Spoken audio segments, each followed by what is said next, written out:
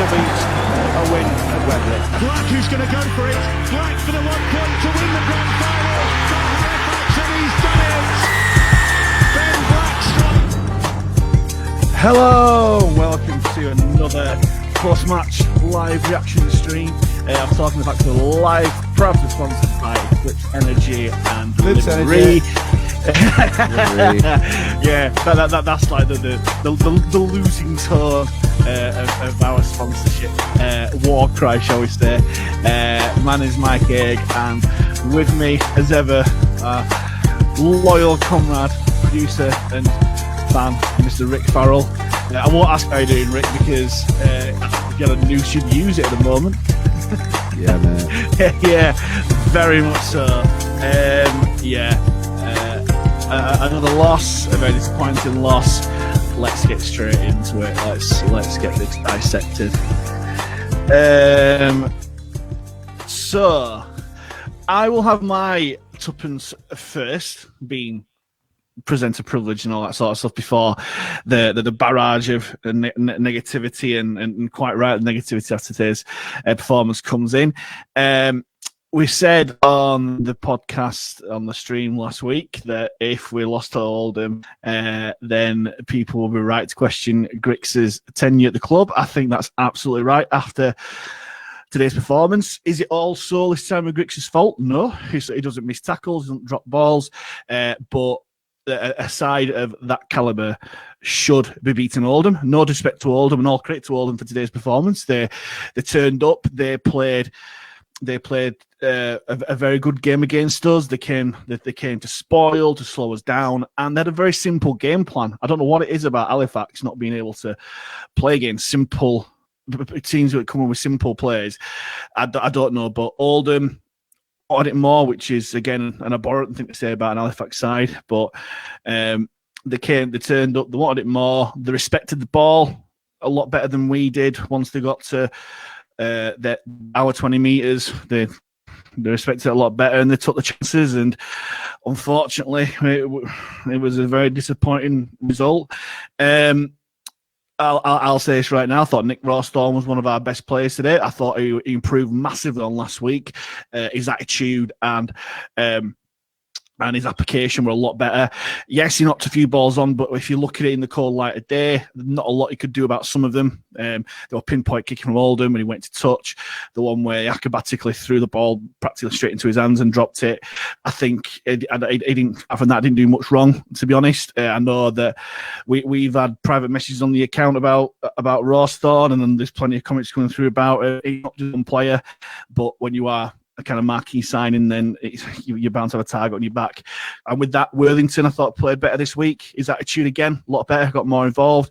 He came with the quick play of the ball for Woodburn on his try and held the guy up somehow when it was easy to score. And I thought Brandon Moore had his best game in a fact shirt for a long time today. He really did step up. And I thought he tackled everything, and it was kind of the Brandon Moore performance of old. Con Robinson gets good mentions from myself. I thought Garside had a particularly good game as well, but by all means, it was a very poor performance collectively. And I reckon what we're going to discuss for the next hour or so is where the buck lies. Does it lie with the coach? Does it lie with the players? We don't know. What are your first thoughts relating to the comments? Well, I mean, where do you start, man? I mean, it's so disappointing, isn't it? To lose like a game like that when we looked so much in control at half-time. You know, we didn't look worried at all. They managed to snatch a try basically from nothing, really. And then another full half of rugby without a single point is just unacceptable at any level, especially against, like you've said, yeah. No disrespect to Oldham, and they totally deserved to win, but they were a bit workmanlike, weren't they? But errors again. I mean, how many times did we drop the ball cold with no pressure? And it's just, I mean, that's their first home win against Fax since 2004. Grix is setting records for all the wrong reasons. But like I said, to go through another full half of rugby without a single point is blasphemous. I feel I'm so deflated, mate. So deflated. Yeah. we even look like scoring. That's the awful thing about it. We came out in that second half.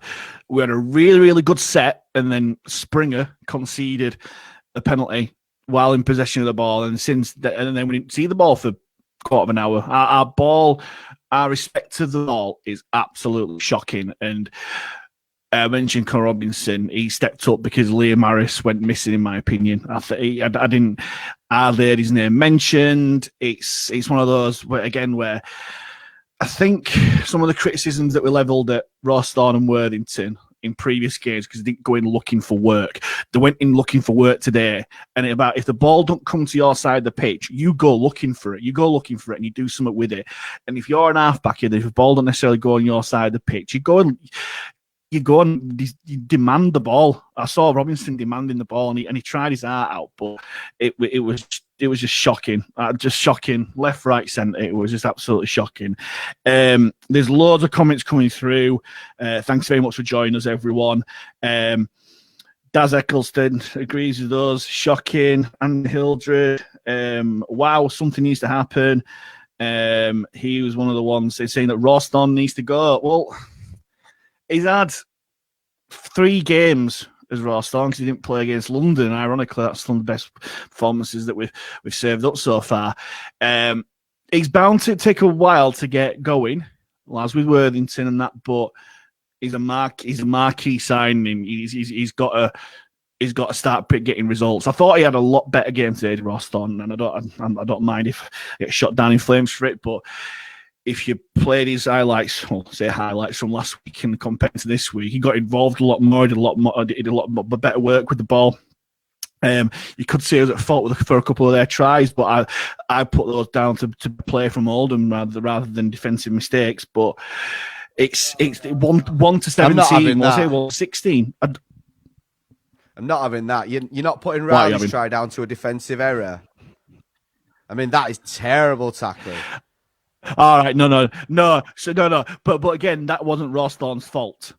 That was nowhere near Rosthorne's side of the pitch. That was shocking. That was shocking. That was, and but in terms of the Oldham tries that were kind of down, I don't think he was particularly at fault of them. It was an improved performance, but 160. I don't think Ben Tibbs came on. He was named on the bench, but I don't think he came on. And again, you could say that's down to coaching because why have a player on the bench if you're not going to use him? It could have injected something different into the side. We don't know. So yeah. Holmes, thanks for joining us, Robert. I think it's time a change was made. We can't continue with results like that. Nick Barber. If you are in the bath, don't drown yourself, mate. Please don't. I said it last week. Time to go. Needs more time. Give it a rest. 31% win rate at this level isn't good enough. I put that in one of the comments where people were saying Griggs has to go. And yeah, he's dwindling sympathy of unprecedented times and COVID and stuff is rapidly evaporating at the moment because if you look at it subjectively, it's just awful performances that we're serving up at the moment, and it's games we should have won. And like I've been saying on these live streams, it's all fair and well saying we're learning from this, we're learning from that. I don't mind learning if the performance is up there. If we'd have lost, let's say a Toulouse kind of performance, if it'd been 44-34 or whatever, a high scoring game with lots of effort there and that sort of thing, I wouldn't have minded too much, but the manner of defeats got me. The manner of defeats made me quite numb, and it's not good to see. And hopefully, the reaction in the first half were great, and I thought, right, let's carry this on. I put it on the socials, on the updates. The score right on half time from Woodburn Hall should have been right. Let's carry on. That perfect time score. Let's carry that into the second half. But for some reason, it didn't happen. Now, it's all fair and well calling for the coach's head. I don't like calling for coach's head because a lot of responsibility has to lie with the players, because one of the arguments I've seen is that it's the best team we've had in years. Yeah, it is. And surely if you're not necessarily getting the guidance from the coach, if you don't think that's happening, then the players are good enough to make that happen. But again, it's so strange. It's so strange. let's keep going to the comments. Chris Kirsch, cheers for joining us again. I don't want anyone to lose their job, but maybe Grits can stay in some capacity with another experienced coach. That could be an option. Rick, you are wanting to say something. Go ahead. No, sorry, I'm just reacting to what people are saying. You carry on, mate. I'm too depressed to talk. Money. And again, as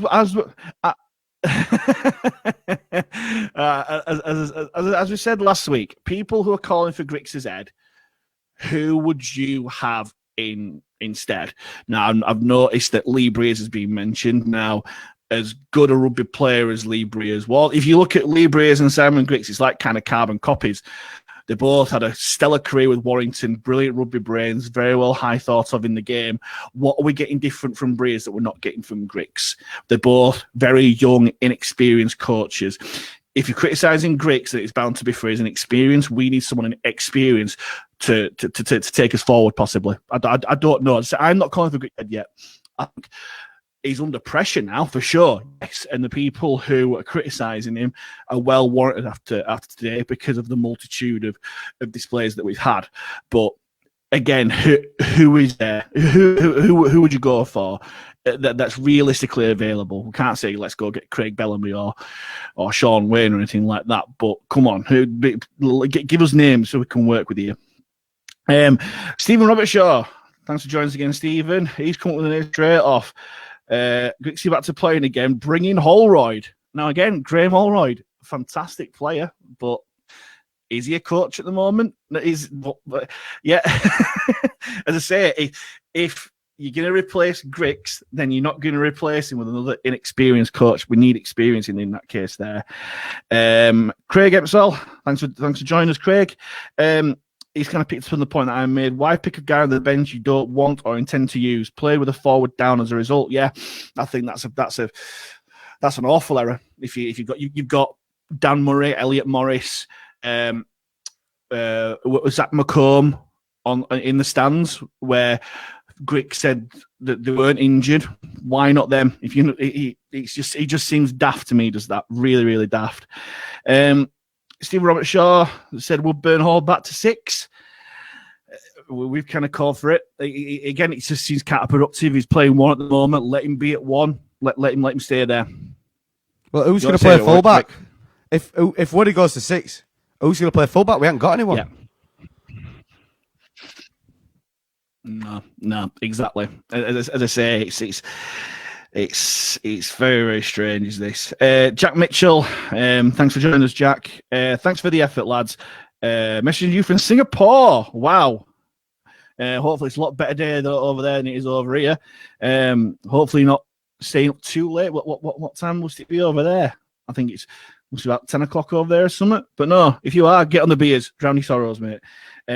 A poor response to worse opposition, looked like a team of individuals, no second face, and lacked any creativity. Yeah, I think that's a pretty spot on assessment, to be honest.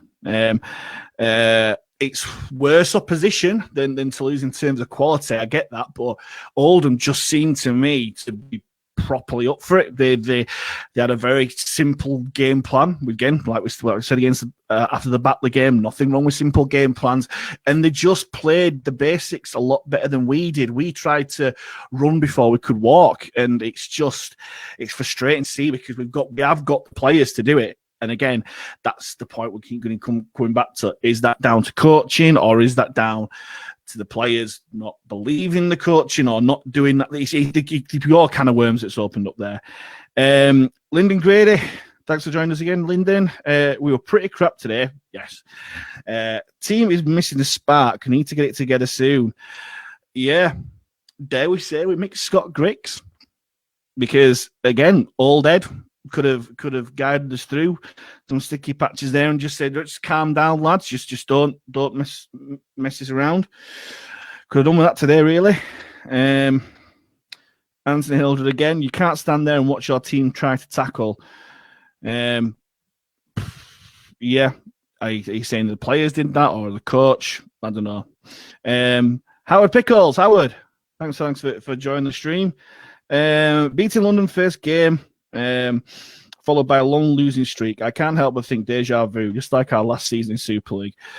I think they're two completely separate, some completely separate entities there. And I think in 2003 came nowhere near beating anyone, whereas in the 3 games we've lost, arguably we could have won. Today it was there for the taking. We for long periods we defended all right, but it's just when it came down to the crunch, it just didn't happen. Aaron Bottomley, I will paraphrase, not good.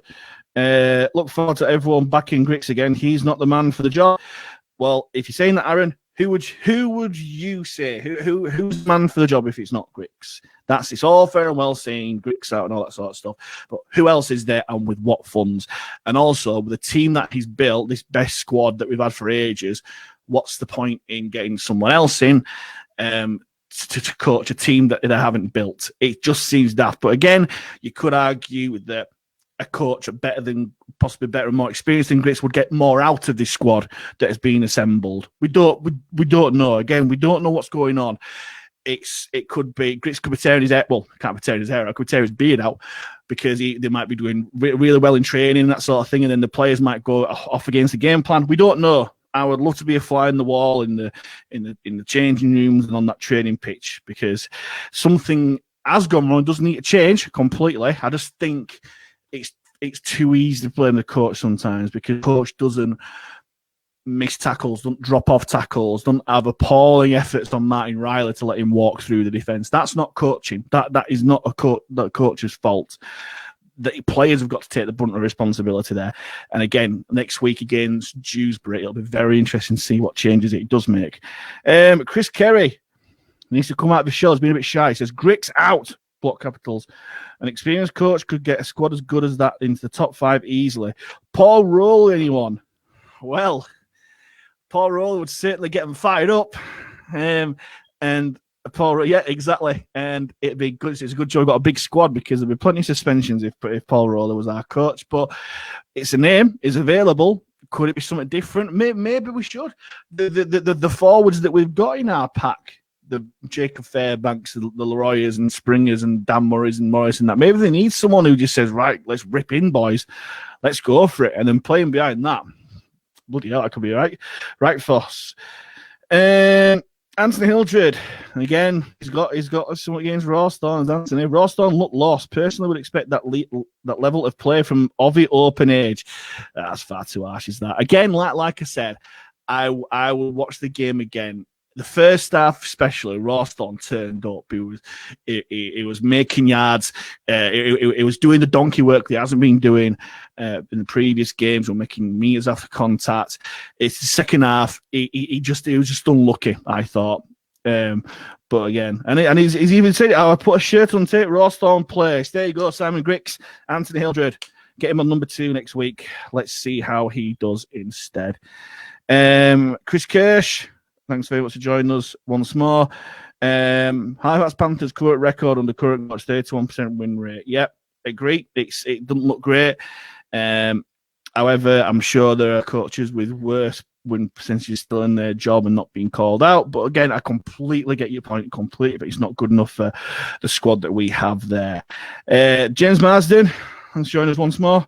New team, new year, stop living in the past.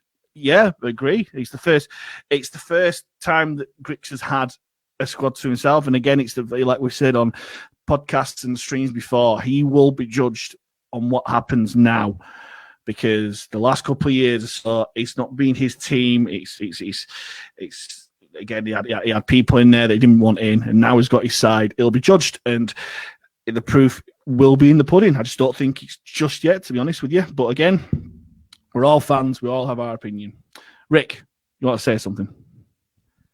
I think more than anything, I think it's coming up in the comments pretty soon. We miss Salty. That team without Salty has a massive hole in it, in terms of bringing the ball out, in terms of just sort of like ball retention in midfield. The amount of work that he does bringing it out of yardages is so understated. And what Salty also does, he helps us earn the right to play. And today we never got near earning the right to play, setting a platform in the forwards. By the time we got 20 metres out, we're like, right, it's time for a move, and then it broke down, and the ball hit hit the ground, and before you know it, Yeah. we're defending again. So, yeah, that was a big loss.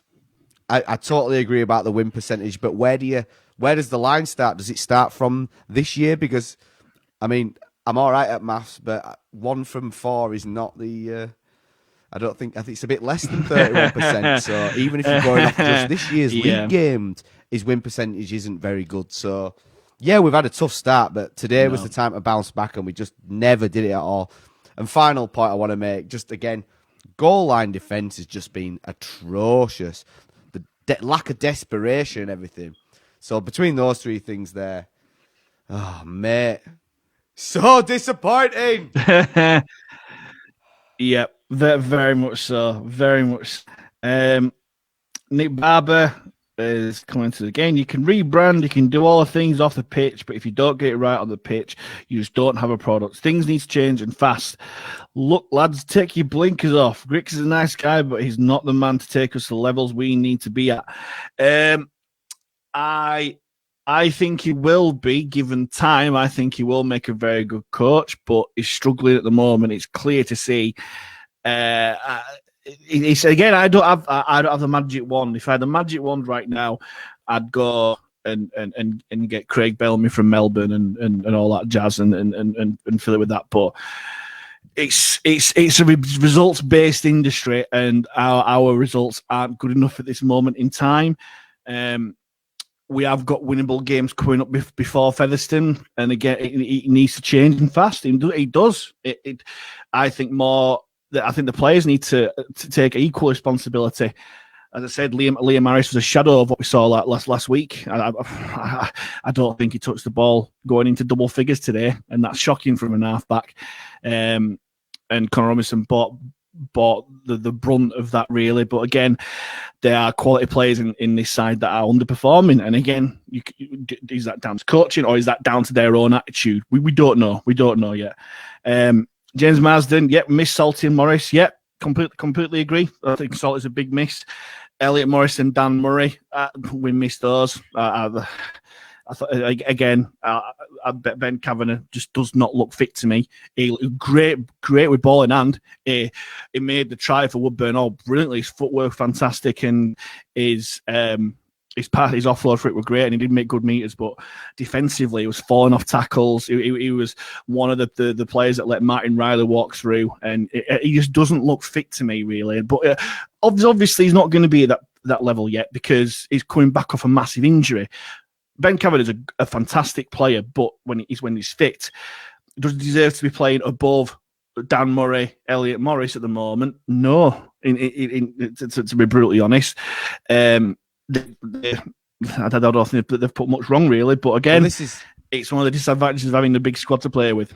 Yeah, you've mentioned the big squad, but we haven't picked a repetitive, settled side yet, have we? And it's not even been the case of we've had some bans and a few knocks and injuries here and there, but there's players you've mentioned there that could have played today that didn't. So he still hasn't figured out his best side. And the thing is, with the win percentage, the way it is in the league this year, we cannot afford to be dropping these games like we are, because it's just going to keep getting lower and lower and lower. And before you know it, we're going to be in some serious trouble. Yeah. And Goff has said exactly that. Grix has had enough time now. Carry on like this and League One. It's an awful thought, but at the moment we are showing relegation form. One winning 4. It's not good enough. We all know it's not good enough. And I'll jump a few comments to Nathan Farrer. Thanks for coming on, Nathan. Saying, "Come on, lads, don't sugarcoat it." We're not sugarcoating it. I'm as gutted and disappointed as anyone. Everyone knows that I'm a true fan, and I get carried away when we win, and I get pissed off when we lose and stuff. Today's never felt numb because it was just a performance, and that's even more offensive than if we were beaten by a better team. Oldham, yes, Oldham, and if you look on paper, Oldham haven't got the good squad, but the game isn't played on paper; it's played on the pitch, and Oldham deserve to win today. That you get that sometimes, and you've got that all across the championship. If it was a case of it'd be a very boring league if all the big teams with all the money and all the squads were won up every game and that sort of thing. It'd be very, very boring. in the Championship this year, everyone's beating everyone else. And that's kind of our saving grace at the moment, like you said, Rick, because everyone's taking points of everyone else. It doesn't look as bad, but it's still not great where we're at now. Hey, it started already. Bring Scott Morrell back home. Would Morrell have altered today? Possibly, because we only played with one half-back, really. It's one of those. We're going to get it every time we lose. Bring Morrell and Tyra home. We've gone. They get like James Marsden said. Stop living in the past. He's gone. We've had the best of him. We're moving forward with two young, exciting halfbacks who just need to get into the groove a bit. Really, we saw the best of Liam Harris last week. We saw one of the worst of him today because I didn't notice him at all. But it'll get better, and we will get better hopefully. I'll carry on Nathan's comment. That Oldham, that was awful. No consistent starting 13, constantly chopping and changing the 13 when they're on the pitch. They look confused, and the performance is showing that. No hiding behind that. Gricks out, and I was 100% behind last week. Well, it's a bit of a flip-flop move, I think. There, Nathan being behind someone 1 week and out the next, and it's a good point. I'm not disagreeing with you at all. It's so frustrating to see, and the players that at times did look lost. I agree with you, but sacking the coach is such a big move, which is just going to have a massive change if you've not got someone lined up. Because if we don't, who have we got? It's someone who's inexperienced and not kind of needs or wanting the job right now. Nick Barber, again, this is going to come every time we lose. What worries me, we're lacking a leader. Moore isn't captain material and haven't a clue who is. Well, thank you for that caveat there, Nick, because it is a mystifying point. And like you've mentioned before on podcasts and streams, Rick, because Morrell was such a big presence and such an awesome personality and leader. How do you replace someone like that? And it's very tough. If you lead by example, I wouldn't mind having Conor Robinson as a captain. Again, he's got that responsibility of an half back. He's an organizer. He can lead by example. But again, we don't know what goes on on training grounds and in dressing rooms. We just don't know. But I thought Brandon Moore was one of our better players today, I must say. Yeah, he seems to have a bit of a spring up his step, like he'd had. You want to say something, Rick? Like he'd had a bit of a rocket up the backside, didn't he? But the Morrell thing's always a bit like the Sir Alex thing at Man United, for lack of a better analogy, that how much they struggled in the direct aftermath of Alex Ferguson. I mean, who did they get? David Moyes, I think they got, someone like that. For those who don't like football, I apologise, but you know, and look what happened. They had such a great I'll put it in a rugby league perspective. You drop off the end of a cliff, don't you? You know. I'll put it a rugby league thing. When James Lowes retired from Bradford, Bradford didn't have an hooker for years and years, and they couldn't replace him at all. They couldn't replace Jimmy Lowes at all, and that was kind of the start of the decline on that one. But yeah, completely get your point there, Rick. Anthony Hildred is going all in. Let's have a young team, but let's bring my brother in. You've got to have experience. You've got to have experience in this. And Scott Griggs, I've mentioned it before. I think we missed him today. Woody's a great player, but even having Griggs at 6 or 7, he just has that experience and game management to not to try and force things. How many times do we try the elaborate kick and stuff when nothing wrong with drilling it into touch, control a restart, control our defensive shape, and win that arm wrestle? And we lost it. We lost it today. Howard, on a positive note, today's game was played much quicker than most championship games. It was and it wasn't. One thing I will say is, and I'll get to it. I'm not in any way, shape, or form blaming Gareth Hewer for us losing the game at all. However, the way that he policed the ruck today was completely detrimental to how we want to play our game. However, we've got to be brighter than to overcome it. Oldham, if you come to play against Halifax like Batley did, like Bradford did, what do? You try and slow us down so Brandon Moore and Amir Burrow or Curtis Davis when he plays cannot get a roll on from acting half. Toulouse didn't do that last week, and that's why we scored so many points. Oldham today did that. They messed around at the ruck. They got away with it most of the time. You were penalised sometimes and not others. They just spoiled it over. And again, it's nothing wrong with that at all. If you can get away with it and it means you win games, absolutely great. For some reason, Halifax think we've got a God-given right because we play fancy rugby and we've got the players to do it, that we can't do the boring, spoiling stuff. Right, we've got to earn the right, and you mentioned it before there, we've got to earn the right to play the fancy stuff. We don't do the boring, simple stuff. We've got no right to play the fancy stuff at all. And Oldham just did that a lot better. They respected the ball a lot better, and they trusted their processes. And it's just infuriating. It's infuriating to me because sometimes I know how good our players are. I know how good we can be. We saw it last week. We are scintillating when we're on form. We scored some cracking tries against Toulouse, but we just didn't deserve it today at all. It was shocking. Nat Greenwood, thanks for joining us, Nat, who called our podcast popular in the week. So who'd have thunk it, eh? The excuse last year was that this was still Marshall's team. That excuse doesn't exist this year. 30% win rate isn't good enough. Yeah, and it's like you said, Rick, where do you draw the line? Aren't we on 25% now because we've won against Oldham but lost against Bradford, Toulouse and Oldham. And if my GCSE maths is on the ball, it's 1 out of 4, and that's 25%, and that is shocking, absolutely shocking.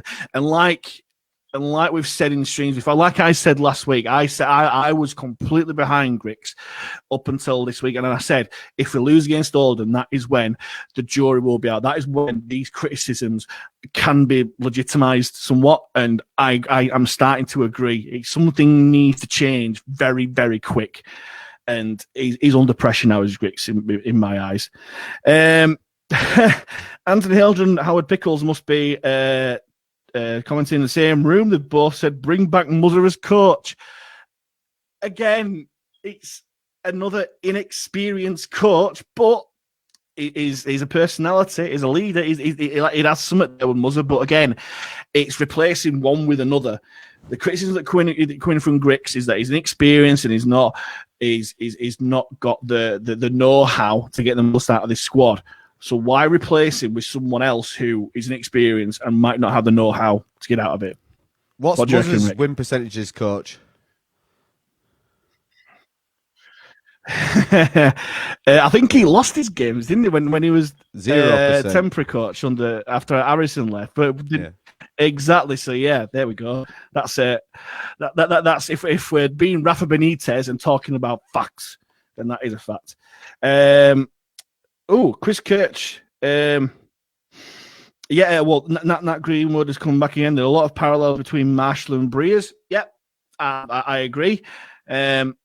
Marshall's not doing too great in Super League, but again, there's parallels between Marshall and Grix as well. But it's one of those. I think personally, I think it would be massively counterproductive if we got rid of Grix and replaced him like for like or similar experience. If we do decide to go down that road of getting rid of Grix, you've got to get someone with bags of experience.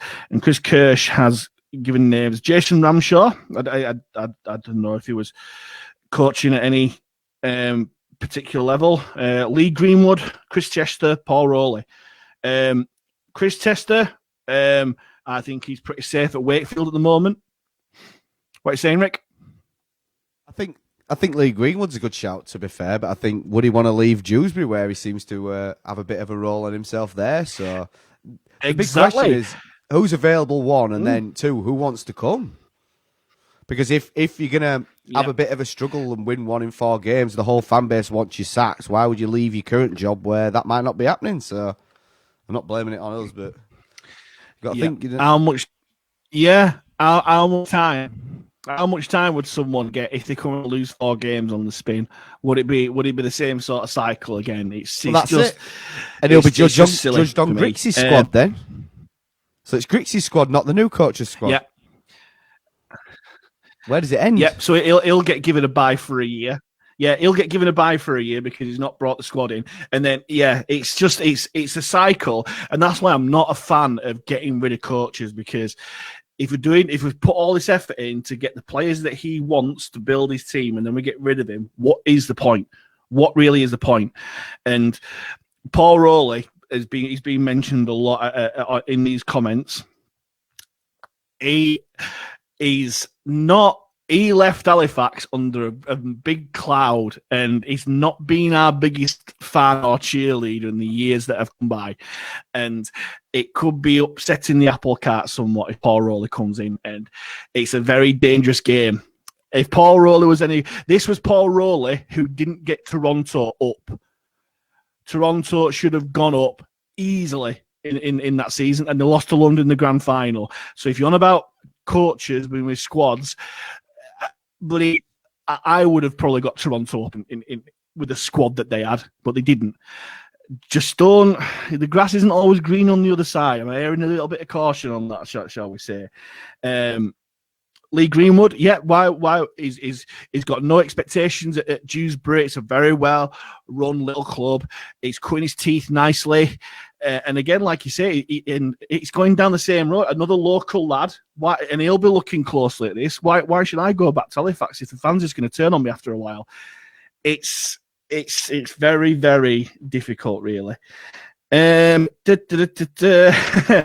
Barber's just seen Paul Rowley in the Shea car park. I didn't know you're having a bath in the Shea car park, Nick. It's a bit of a adventurous for you. Paul Rowley. Well, I didn't realise Paul Rowley was a superstar coach, really. Brian Noble, I just said he will consider it, according to Chris Kirsch. I don't know where he said that, but maybe to come in as a consultant for Grix, possibly. I don't know, but again, you're saying no, Rick. Why is that an outright no? We said this on the you? show last week, if you remember, when we were sort of talking about, it might have been the Bradford game, that he's a coach from a bygone era, so the game's moved on from then. If he wants to come in and take his big paycheck from Toronto and all that, let him do it, but I don't want him anywhere near an Halifax club. Nowhere near us. True. No, you make a good point there. I think Noble's been mentioned because the wealth of experience that he's had and that sort of thing, that he could be add that little bit of guidance onto Grix possibly. I don't know. Maybe Grix just needs someone like a director of rugby or someone to come in and just kind of steer him in the right, a little bit of help there. If you in any sort of job, if you're feeling under pressure and you're not performing, you get help. You get someone to mentor you, wouldn't you? And that's kind of what Grix is going through at the moment. But again, he might pull us out of this. We don't know. Jamie Ambler, thank you very much for joining us, Jamie. He's kind of leaning on to what I was saying at the start. Coach can only do so much. If the players aren't doing basics like hold on to the ball from a pass or falling off tackles, etc., that isn't Grix's fault. He isn't a magician. Completely agree with you, and that is a point that I will ram down. If these group of players are so good, they should be able to do these sort of things, and those sort of stuff aren't coaching stuff. Gadwin Springer conceding the penalty while he's got the ball. Grix hasn't coached that through the week. Kavanagh, I think it was Hewitt and another player falling off that tackle to let Martin Riley walk over. I don't think that they practiced that on the training pitch at all. The players have got to take some responsibility. They've got to. And Phil Daughtry has come and said it's clearly it isn't the best squad we've had in ages. Well, true. That's an interesting way to look at it. It's a result, like we said before, it's a results-based industry, and it could be all hype. My grandfather, bless him, he said they're not as good as they think they are, and it could be the case. It's one of those where, like I said after the Batley game, I think a lot of it was. I didn't mention this on the podcast, but I'll say it now. I think they believe the hype. I think they believe their own hype. I think they've read their own press, thinking, "Oh, the best squad we've had in ages." They've read their own hype, and they might not be willing to do the dirty work to produce the goods. Really, apart from in patches. We're not saying they've not done it all season. When they wanted to, when they have wanted to, we have looked a bloody good side. First half against Bradford, for a good chunk of that Toulouse game, the London game in pretty much its entirety, we've looked a bloody good side because we, like you mentioned, Rick, we've earned the right to do it. It's all fair and well doing it in little bits and bats in good sides like London and Toulouse and Bradford. Yes, it's Oldham. Yes, it's little old Oldham, but they are still a championship side who will turn up to play, and that's exactly what they've done. And we've had a arse bit, and that, unfortunately that's the case. We've got to go through it. If maybe this is the rubbish we've got to the mire we've got to go through to get to the good bits. Don't know yet, but yes, it's awful. I agree with you. You are looking like how I'm feeling at the moment, Rick, and head in hands and all that sort of stuff. It's I've got to put a brave face on it because if I didn't laugh, I'd cry. So yeah, it's one of those. Nathan Farah, thanks for joining us again, Nathan. He's gone all food based at the moment. Well, it's kind of lunchtime at the moment, isn't it? We've got the ingredients, but no head chef at the minute. Our discipline is shocking, and being a well disciplined team comes from coaching. Our entire coaching squad is vastly inexperienced. The person that's been their job the longest is Andy Holyhead in the strength and conditioning, but we're shocking at that too, as we've just let Oldham run 60 metres at set, every set for 80 minutes. Play on the same food thing. I think Grix is more of a sous chef and needs a bit of a head chef guidance there, possibly. I don't know. Maybe he needs a more experienced sous chef underneath him to do that. I agree with you in terms of our coaching squad does look inexperienced. Ricky Sharif's been our assistant coach for a while, though. But I completely get your point. The Oldham getting 60 metres every set, that's not necessarily a bad thing. It's what we do. It's how we control it, and it's all for you can let teams make a load of yards if your defence is in order and got control of the situation. We didn't at all today, and that's what happened, and it was shocking there really. Do you want to come in on that, Rick? Yeah, well, I just want to pick up on first. Can I just say to Churchy and to Farah, you're absolute legends for helping me out with the stream today, boys. But I'm going to pick apart one of your points about Andy Holyhead. I don't think it's fair to say that we look unconditioned. We look knackered because we're giving the ball away 30 or 40 times a half and doing an extra hundreds of tackles. It takes its toll on you. So ball security makes us look like a fitter team there. I don't think you can put it on the conditioner there, especially with the sort of stop-start off-season we've had. But no, look after the ball, keep your energy in the tank for the back end, which after the first half, we were following to a T. We looked perfect, and we were all saying they look gassed and we'll put the foot on the throat in the second half and kick on, and it just never happened because we just could not keep hold of the ball again. Not true. I had an Australian coach growing up in my rugby league career, and he kind of said, you feel tired, you feel the fatigue more defending than you do attacking. You put a ball in anyone's hand, you'll run all day, and that's what we should do. If you're doing tackle after tackle after tackle, it demoralises you, and you get knackered a lot easier. I think what Nathan in a roundabout way is saying that. Last week, Oldham fell away. They were in the game against Oldham, and they fell away in the last stage. Did Oldham to London could win? We came home with a wet sail against Toulouse. We looked bloody good going into those final stages, but and then if you look at last week's game, it was only that mad 20 minutes in the first half where we conceded all our points. We looked all right apart from that, but today, complete opposite. We just didn't respect the ball, and we weren't willing to do the simple stuff of controlling. So, like I mentioned, the controlling the defence. It's the difference between Robinson or Harris kicking a bomb for the fullback to get with a not as disciplined chase. They've got time to break the line, go up. The defence in great. Drill the ball into touch, control that restart. You've got time to set. And you dance on your own terms. Sometimes I think we just got to do that, go back to basics. And yes, it's a bit negative played. It's not attractive to fans, but as long as it gets that W in that, I'm not bothered. I think most fans would take an ugly win than a fancy loss. But today was far from a shocking loss. Today was the day when we needed an ugly win. We needed a win on the board, and we hadn't done that. So everyone going mental is well within the rights, myself included. No, I completely get that. It's no one was expecting to lose that game today. I thought it'd be close, but I thought we'd still win. But yeah, and as I said, people who were calling for Griggs' head, I'm not too sure why. Nat's come back and said, you were very eager to give Marshall all the credits for the years we played better than our budget. Why when it's the other way around, is it not coaching, mate? Yes. Yep, very much so. I agree. It's very, very good point there, Nat. And again, it's a disadvantage. Like you said before, it's a disadvantage of having a deep squad.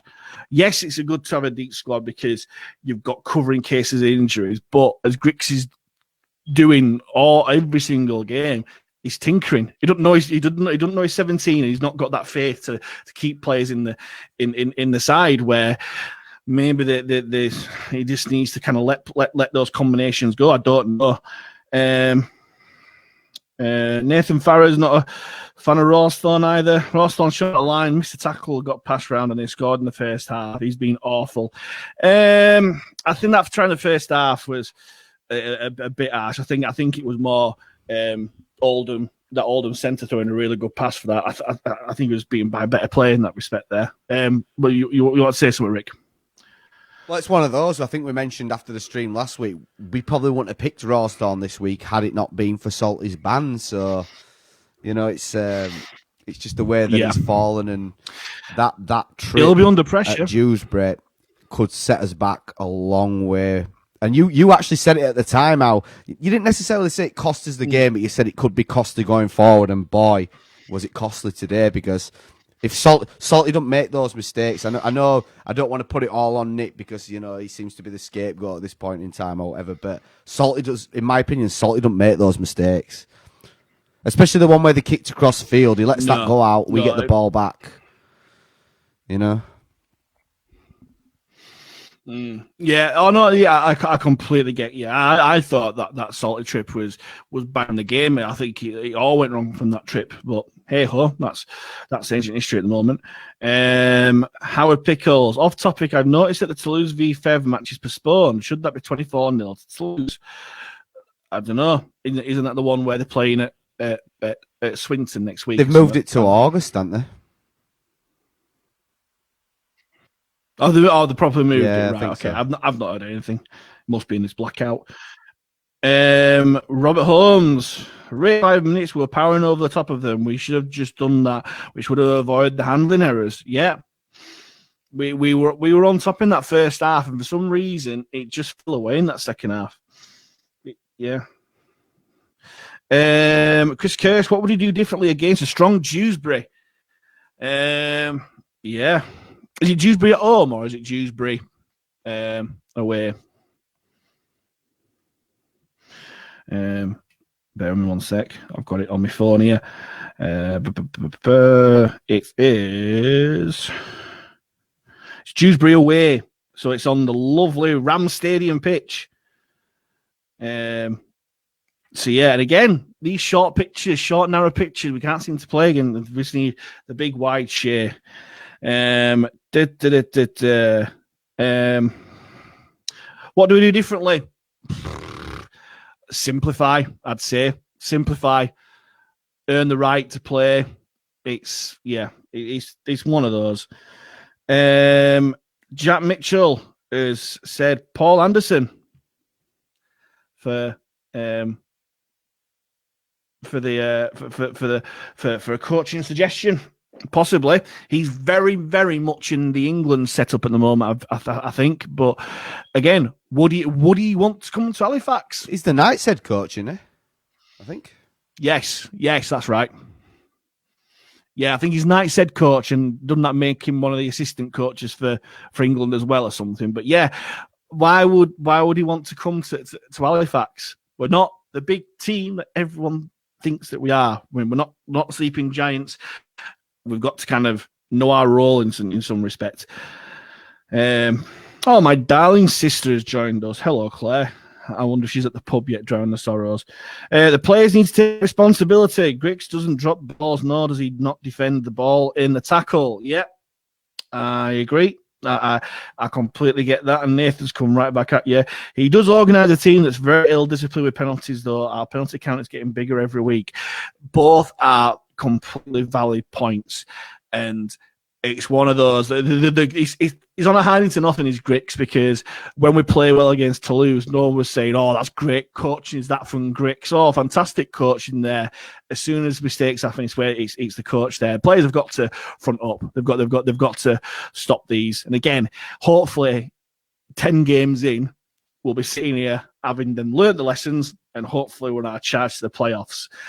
I'm not holding out much hope right now, but hey ho, it's one of those things. Jamie Ambler, Elliot Morris has to start week in, week out. He never puts a foot wrong. Cav ain't fit. He should not be playing as many minutes as of yet. Yep, I agree. Elliot Morris is probably one of the best players at the club, and he doesn't have a bad game. And Grix is like we said 5 minutes ago, he's tinkering too much. He needs to keep players playing. And if he is going to drop players for performance related or coaching issues, like Leroy said on the Our League stream last week, then maybe come out and say why, because I've not seen it really. Yeah, I think they owe us that much, to be fair, don't they? Chris Kirsch has got some odds wrong with your for camera. betting for next Facts Coach. It's showing my face, that's why. I can't help it. It's my face, Rick. Anyway, he's done I don't know if he's a legitimate odds for the coach, but he's got Paul Anderson 7-4, Paul Rowley 3-1, Lee Greenwood 4-1, Jason Ramshaw. Where's Jason Ramshaw? Where's he coaching? Brian Noble 8-1, Chris Chester 16-1, Richard Marshall 18-1, Tony Anderson 22-1, Jamie Jones Buchanan 22-1. All these either coaches that nearly sent us into oblivion, coaches with no experience whatsoever, or coaches who have had the time with Halifax and left under a cloud. I think he's fishing a little bit there. Yeah. Oh, he's gone for the hook, definitely. I'm not biting. Much. Claire's come back at Nathan. She gets his point about the Greeks organising the team, but players are responsible for their own discipline. Not consistently picking similar team doesn't help. Yeah, again, we need a constant team. The only constant that's been in that side so far is Robinson and Harris, and they're not improving. They go from looking good one week to looking shocking the next. Robinson tried his heart out today, but Liam Harris went missing today, and I'm one of his biggest fan. I think he's a quality player, as Harris, but he just seemed to go missing today. And I don't mind if players put their hand up, try something, and it don't come off. But to go miss, I barely heard his name mentioned, and that's criminal for an halfback. Very enough, you can have halfbacks that dip in and out of a game, but you've got to dip into a game sometimes. Craig Atkinson, Ackers, thanks for joining us, Ackers. Can't hold the ball, giving silly penalties away. Also discipline, shocking. Can't win games with stuff like that, I'm afraid. I think the players need to look at themselves, I'm afraid. Yeah, like Grix will be taking a lot. Grix will know that it's not going well, and he needs to front up. He needs to hopefully get things sorted.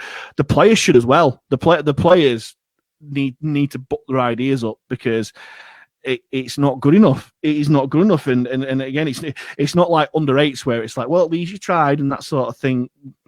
It's a results based industry, and if they're gonna be the big fish in this pond in terms of the championship, then they need to book their ideas up, really.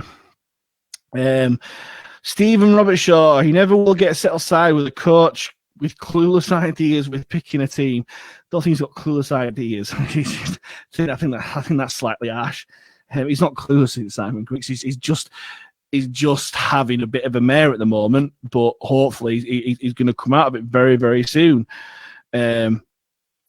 Nat Greenwood. Can't remember how many times I've heard people say the coach doesn't drop the ball, and the next year the exact same players keep hold of the ball with different coaching.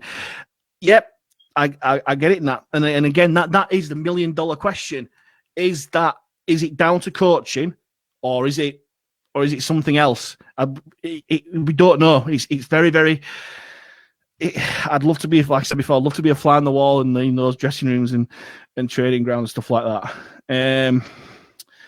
Nathan Farrow's back. I think our completion in their 20-meter line was about 20%. I think you've been kind there, Nathan. I think it was absolutely shocking.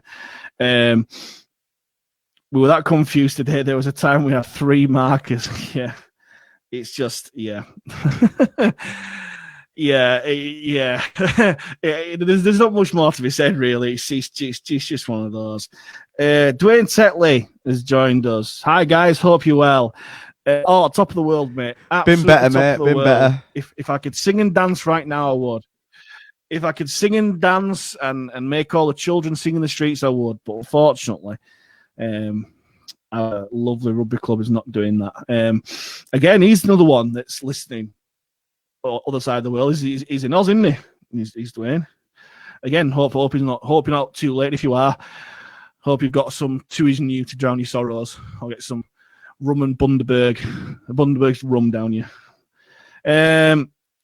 Paul Griffin, thanks for joining us. You get rid of a coach to improve performances on the pitch. This hasn't happened since Griggs took over. Yeah.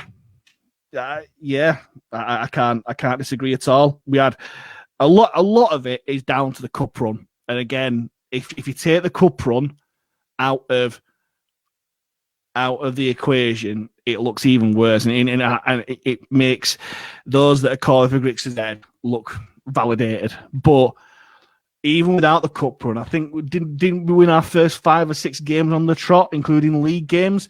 It's a strange one. Jamie Ambler said, "Mother's coach never heard it something so daft." Yeah. I agree. I love you, Scott Morrell, but you're not coach material just yet. He's still got some legs in him as Scott Morrell. He's gonna guide Kiefer to promotion, I reckon, is Scott Morrell. I think he'll play in a dinner suit and guide Kiefer up to the championship. We're playing him next year. That's if we're not on our way down to League One. Dwayne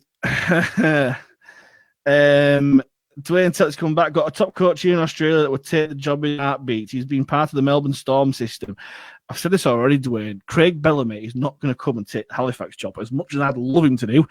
But unfortunately, if you know him, Dwayne, get him on the blower. Dave Grayson, Lawrence Turner, whatever, do your magic. But unfortunately, coaches like that don't grow on trees. And would an NRL coach do good with championship? We don't know. Obviously, they would do.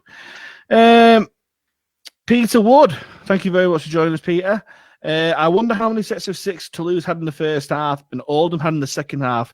Constant handling errors and nil discipline. Yeah, too many. Yeah, we've gone a good 35 minutes, and that is a conservative estimate where we have not touched the ball. Oldham must have had about 4 or 5 sets on our line today. That's on our line. And then they had other territory elsewhere where they kicked across and the ball went out and Ross on it out and all that sort of stuff. And obviously Toulouse had, Toulouse had their bit of possession last week. Yeah, it's not good. And they said we just need to respect our ball much more and just bring it back to basics for sure. Paul Griffin's come back. At the start of the season, we were all impressed with the standard of players who we signed. On paper, great players. For their performances for previous clubs, great players. So what's happened to them since signing for us? Yeah.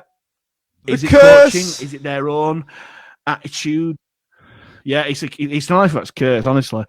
I could reel off a list of names where we've signed players and they've been on knocking on the doors for international and they've come to us and they've looked absolutely woeful. Yeah. But controversial opinion. That is ancient history. Let's hope Greg Worthington doesn't turn into the next Mick Nanning. Oh God, Mick Nanning was injured though. That's the thing. Nick McNanny was desperately unlucky. I'll go back even further. I hope he's not the next Adam Hughes.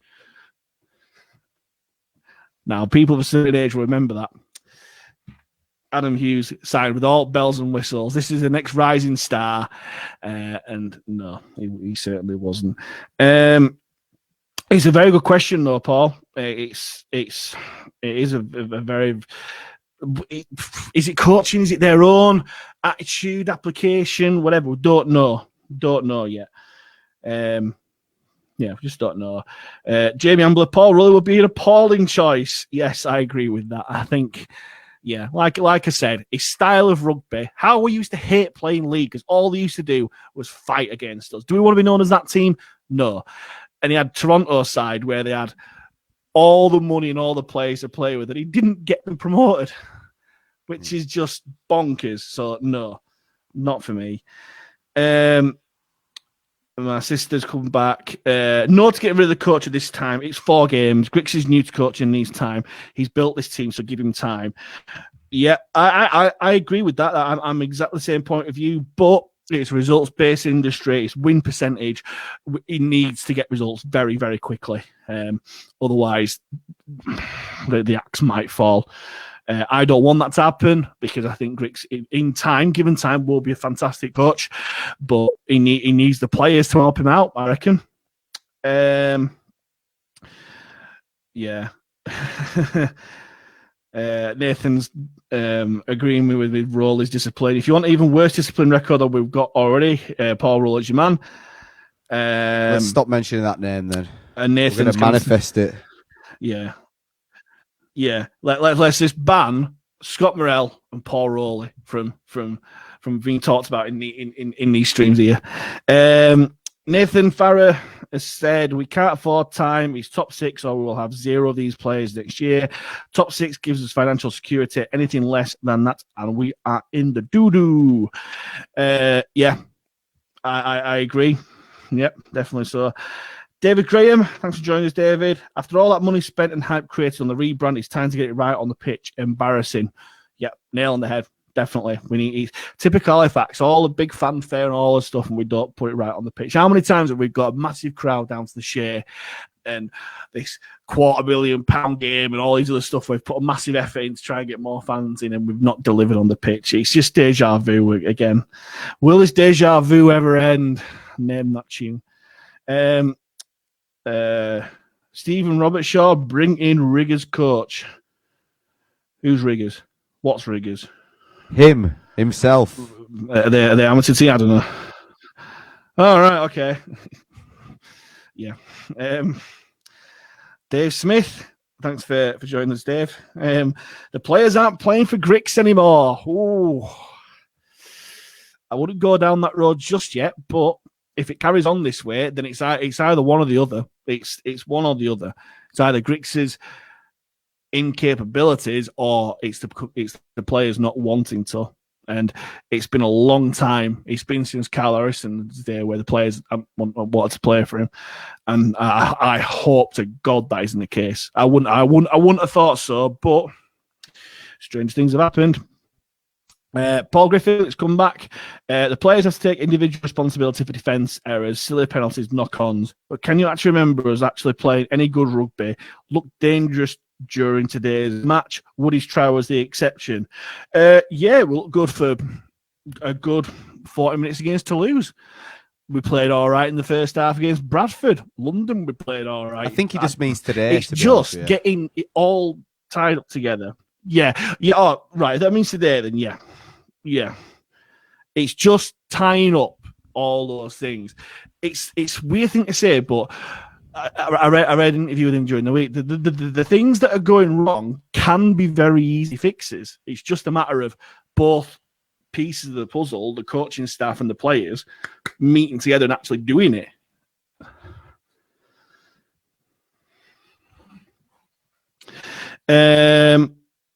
Nathan says that he wasn't a dig at Andy Ollihead. I think he's said about strength and conditioning, Rick.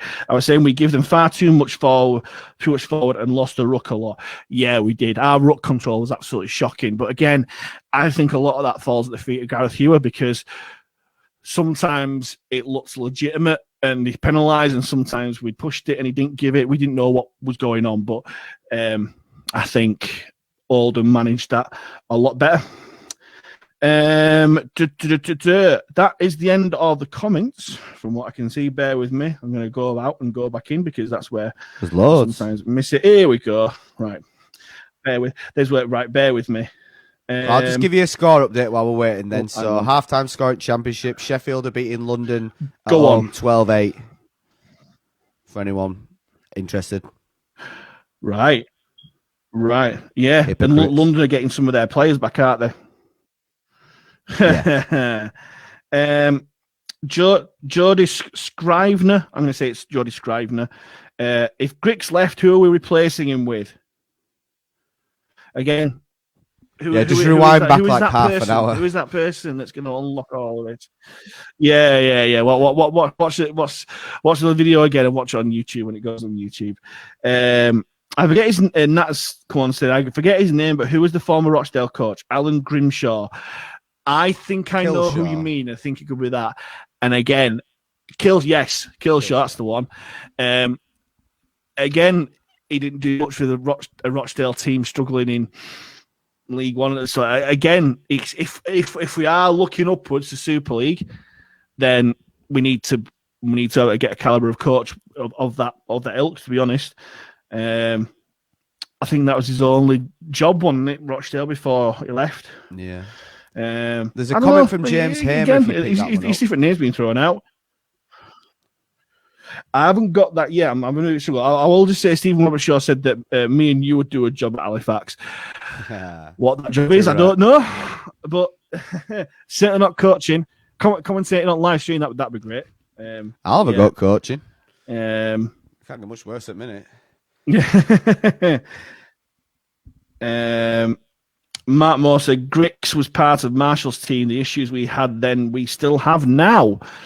Yeah, you could say that Grix was one of Marshall's disciples in a way, and maybe we need a complete. But possibly, yeah. Again, it's the views that are coming in, and what else? What else? These comments, because I can't seem to get it on my phone. It says here, so James Hamer says, since dropping out of Super League, we've always gone for ex-players or promote from within for a cheap option when bringing in a coach. If we are going to change, we need a fresh person with new ideas and no sentiment attached. It's a fair point. Yeah. No, yeah. I agree. Possibly the biggest and most important money you can spend on a team is the coach, and I think that's a very, very good point, to be honest with you. I think I'm getting all these comments now. I've had to go through all of this. Here we go. Oh no, they're all out of sync. Sorry about this. I'll tell you one thing. Can I say one thing? Here we go. It's not the best time to have a social media blackout, is it? When it's probably the best time for him to come out and front up to the media and talk and get it out there and explain what went wrong today, and they can't do it till Tuesday. Hopefully it's on the website. Hopefully it's on the official website. So, but by the way, I wanted to say as well, like us doing this isn't a slight against what those guys are doing for the social media blackout. It's just we have nothing better to do.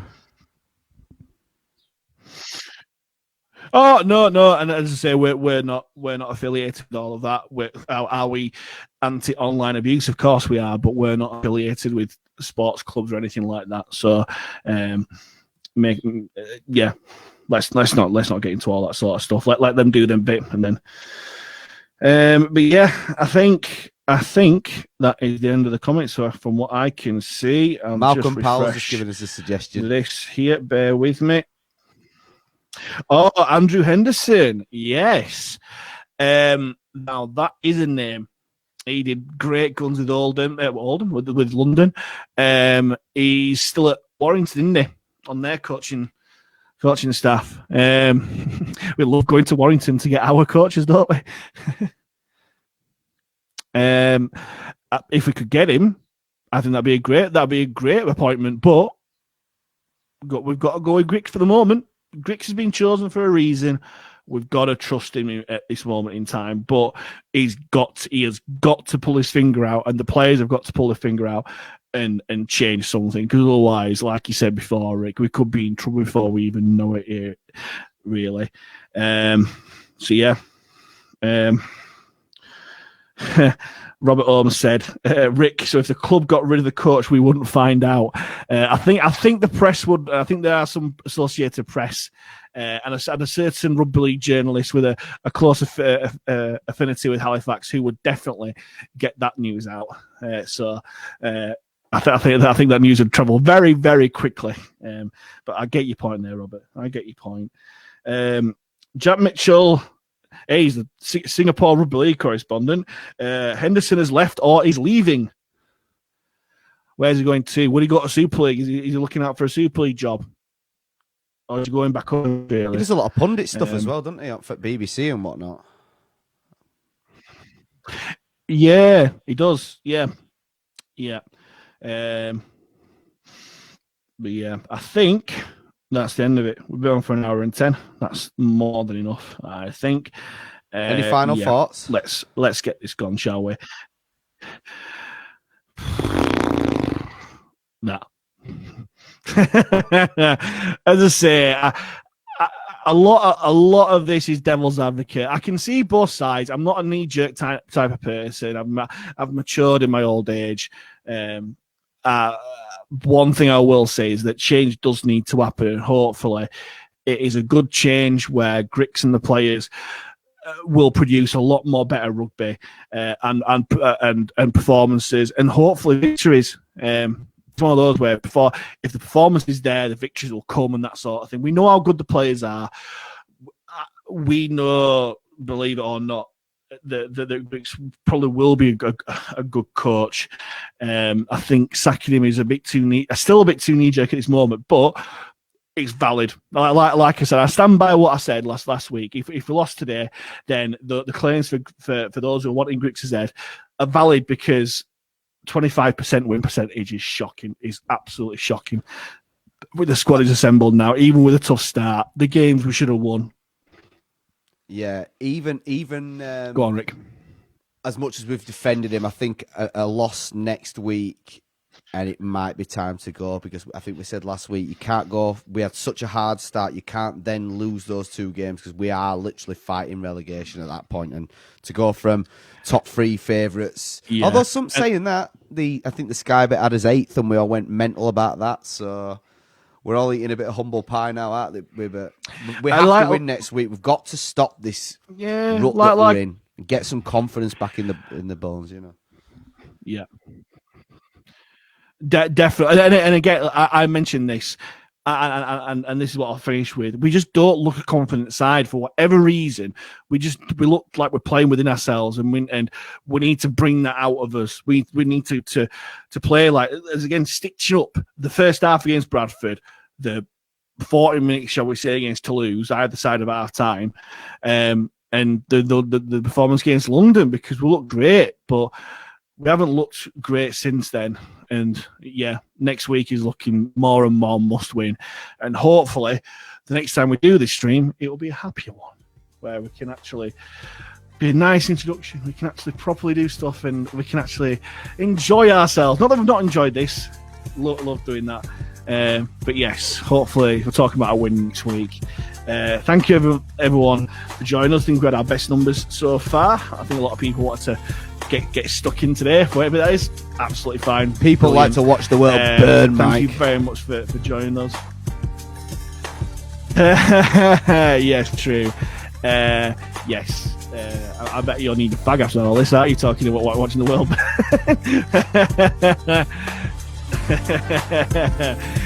But yes, well, we'll leave that there. Thanks to everyone. Thanks everyone for joining us. I think I might have a drink after that performance. He's been Carol. I've been Mike. Thank you very much again to Clipton Entry and Delivery. And as always, up the facts, pal.